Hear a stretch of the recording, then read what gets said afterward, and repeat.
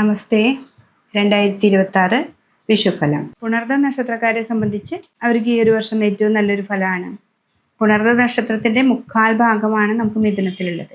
ആ മുക്കാൽ ഭാഗത്തിലുള്ളവർക്ക് ഏറ്റവും നല്ലൊരു സമയവും കാൽഭാഗം നമുക്ക് കർക്കിടകത്തിലാണ് വരുന്നത്.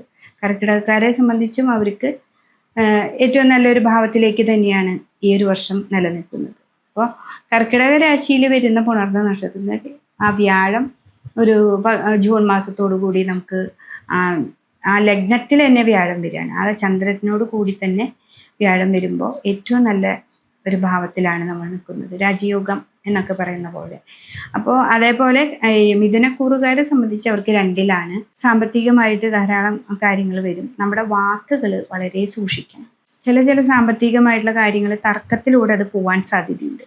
അപ്പോൾ തർക്കങ്ങളില്ലാതെ മുന്നോട്ട് പോവുകയാണെങ്കിൽ ഏറ്റവും നല്ല രാശിയിലേക്ക് ഈ പുണർദ നക്ഷത്രക്കാർക്ക്, മിഥുനക്കൂറുകാർക്കാണെങ്കിലും കർക്കിടകക്കൂറുകാർക്കാണെങ്കിലും ഏറ്റവും നല്ലൊരു സമയമാണ് ഈ ഒരു വർഷം മുഴുവൻ കിട്ടുന്നത്.